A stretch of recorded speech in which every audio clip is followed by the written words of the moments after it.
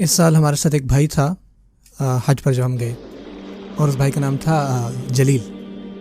اور جلیل ماشاء اللہ بہت نیک آدمی، ماشاء اللہ. جب بھی آپ اس کی طرف دیکھیں نا تو ماشاء اللہ اس کے چہرے پہ بڑا نور ہے، سبحان اللہ، فریشنس ہے اس کے چہرے پہ. اور سبحان اللہ اس سال نا اس کو اسپانسرشپ ملی کہ وہ حج پر آئے. اور جو میرا گروہ تھا، جو میرے لوگ آئے تھے، وہ ایک ہفتہ پہلے آ گئے تھے مکہ.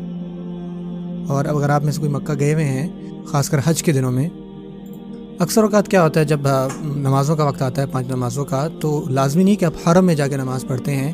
آپ دیکھتے ہیں جہاں آپ کو جگہ مل رہی ہو، جہاں پہ صفیں بنی ہوئی ہوں، آپ نماز پڑھ لیتے ہیں. ٹھیک ہے نا. رش بڑا ہوتا ہے، آپ کبھی کبھی روڈ پر ہوتے ہیں اور کبھی کبھی بہت دور ہوتے ہیں. اکثر اوقات یہ ہوتا ہے کہ آپ حرم نہیں جاتے، جہاں آپ کو صف مل جائے وہاں نماز پڑھ رہے ہوتے ہیں. سوائے کچھ لوگ جو ہیں گروہ کے، وہ چاہتے ہیں وہ جائیں اور وہ جاتے ہیں. اور اکثر اوقات آسانی ہوتی ہے کہ آپ جہاں پہ صف مل رہے آپ نماز پڑھ لیں، اور اللہ سے دعا مانگتے ہیں کہ اللہ تعالیٰ ہماری یہ قبول فرمائے. سو جو جلیل تھا اس کو میں مینا میں ملا، تو ہم اپنے ایکسپیرینسز بتا رہے تھے ایک دوسرے کو. تو اس نے نا مجھے کچھ پکچرز دکھائیں، اور اس نے مجھے بتایا کہ اس نے اللہ سے یہ وعدہ کیا تھا کہ جب وہ حج پر آئے گا، جب بھی اللہ اس کو مکہ بلائیں گے تو وہ ہر نماز جو ہے پہلی صف میں جا کے پڑھے گا. میں نے کہا سبحان اللہ، ٹھیک ہے. اور میں نے یہ چیز پہلے نہیں سنی، خاص کر حج کے ٹائم پہ.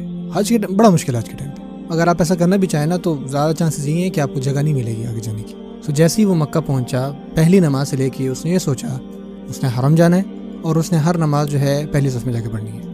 اور وہ کرتا کیا تھا، اگر آپ میں سے کسی کو پتا ہو تو وہ طواف کرتا تھا، اور کرتے کرتے نا وہ قریب آتا جاتا تھا خانہ کعبہ کے.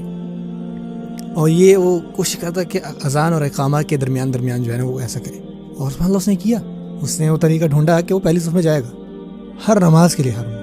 اور وہ کیا کرتا تھا، گارڈز کے ساتھ جو وہاں پہ شرطے کھڑے ہوتے ہیں ان سے بھی جا کے باتیں کرتا تھا. اور وہ سمجھتے تھے کہ یہ کوئی وی آئی پی، اور وہ کہتا تھا کہ میں نے حجر اسود کو چومنا ہے، تو وہ اس کو لے جاتے تھے کہ وہی کوئی وی آئی پی ہے، کوئی سیلیبریٹی ہوگا. اور اس کو خود وہ حجر اسود کے پاس لے کے جاتے جیسے کوئی کسی کہیں لیڈر ہے. اور سبحان اللہ یہ ڈیلی بیسس پہ ہو رہا ہے.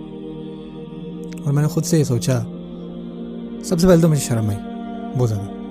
اور پھر میں نے خود سے سوچا کہ سبحان اللہ اس نے ایسا کیا سوچا جو ہم نے نہیں سوچا، ہم میں سے اکثر لوگوں نے نہیں سوچا. اس میں وہ چیز تھی جس کو آپ صلی اللہ علیہ وسلم کہتے تھے علو الہمہ، بڑا مقصود، احسان، ایکسیلنس. آپ صلی اللہ علیہ وسلم نے فرمایا کہ احسان یہ ہے کہ آپ اللہ کی ایسے عبادت کریں کہ جیسے آپ اللہ کو دیکھ رہے ہیں. اور اگر آپ ایسا نہیں کر سکتے تو یہ جان لیں کہ وہ آپ کو دیکھ رہے ہیں. اور یہی اصل میں ڈرائیونگ فورس ہے. یہ صرف یہ نہیں کہ کوئی کام آپ کر لیں بس کرنے کی حد تک، بلکہ یہ بھی ہونا چاہیے کہ میں اس عمل کو کیسے سب سے بہترین کر سکتا ہوں. اور وہ پہلے کام سے بہتر ہونا چاہیے. ایسا نہیں ہونا چاہیے کہ آپ صرف for the sake of work کر رہے ہیں.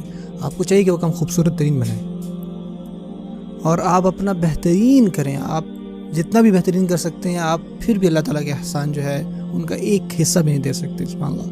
لیکن پھر بھی ہر چیز آپ کو چاہیے کہ آپ احسان سے کریں، کیونکہ جو اللہ تعالیٰ نے آپ کے اوپر احسانات کیے ہیں دن کے ہر لمحے میں، ہر وقت میں، وہ انگنت ہے.